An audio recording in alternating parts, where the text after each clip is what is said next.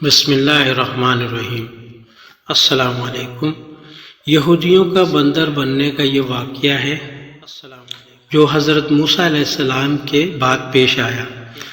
جیسے کہ اسلام میں جمعہ عزت والا ہے، عیسائیوں کے لیے اتوار اور ہندوؤں کے لیے منگل، اسی طرح یہودیوں کے لیے ہفتے کا دن محترم تھا، مگر فرق اتنا ہے کہ اسلام میں صرف ان لوگوں پر جن پر جمعہ کی نماز فرض ہے، جمعہ کی پہلی اذان سے ختم نماز تک وہ دنیاوی کاروبار کرنا حرام ہے۔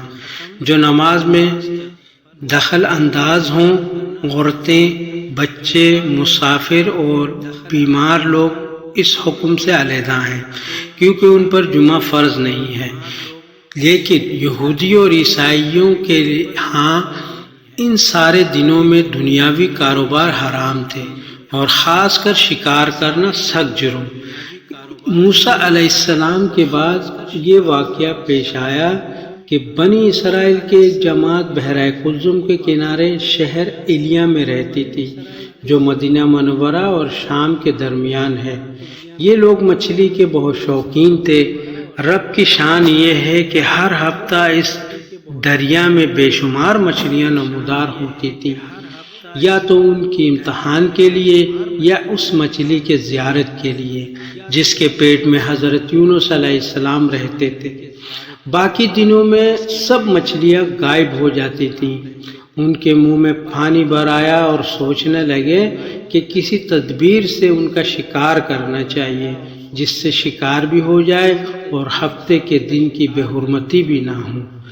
آخر ان عقل مندوں نے یہ ہیلا سوچا کہ دریا کے ارد گرد بہت سے گہرے غار کھود دیے اور دریا سے اس غار تک نالیاں بنا دی۔ جمعے کی شام کو ان نالیوں کا منہ کھول دیتے تھے کہ پانی کے ساتھ مچھلیاں ان گھڑوں میں آ جائیں، اور اتوار کے دن ان گھڑوں سے پکڑ لیتے تھے اور کہتے تھے کہ ہم ہفتے کو شکار نہیں کرتے۔ انہوں نے وہ مچھلیاں خوب کھائیں اور فروخت کیں، جس سے یہ بڑے مالدار ہو گئے۔ 40 یا 70 سال تک ان کا یہ عمل رہا۔ یہ لوگ کل 70,000 تھے۔ ان کی 30 جماعتیں بن گئیں، ایک تو شکار کرنے والوں کی، دوسرے ان سے منع کرنے والوں کی، اور تیسرے خاموش رہنے والوں کی۔ یہ لوگ کل 12,000 تھے۔ باقی سب شکاری۔ جب شکاریوں نے ان کی نصیحت نہ مانی تو انہوں نے اپنے اور ان کے درمیان ایک دیوار بنا کر شہر کے 2 حصے بنا دیے۔ کہا ہم ان کے ساتھ نہ رہیں گے کہ ہم پر عذاب نہ آ جائے۔ یہاں تک کہ داؤد علیہ السلام کا زمانہ آ گیا۔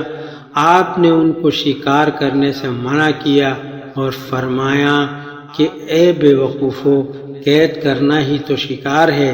جیسا کوئی ہرن کو جال میں پھانس لے اور اس نے شکار کر لیا، کھائے یا نہ کھائے، اور کھائے تو آج ہی کھائے یا کبھی دوسرے وقت، غرض یہ کہ ہفتے کے دن تمہیں شکار کی ممانعت ہے، نہ کہ فقط ہاتھ میں پکڑنے کی یا کھانے کی۔ اس سے باز آ جاؤ ورنہ عذاب میں گرفتار ہو جاؤ گے۔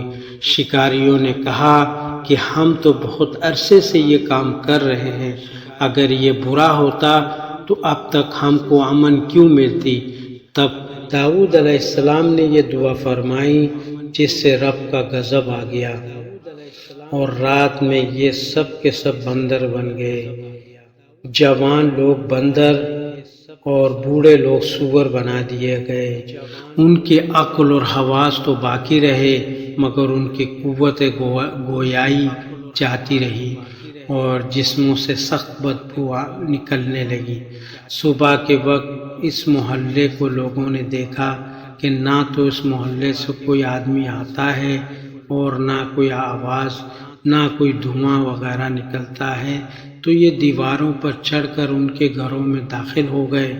وہ بندر ان کو دیکھ کر ان کی طرف دوڑے اور ان کے قدموں سے لپٹنے لگے اور ان کے کپڑے سونگھتے اور روتے تھے، اور ان لوگوں نے کہا کہ کیا ہم نے تمہیں شکار کرنے سے منع نہ کیا تھا؟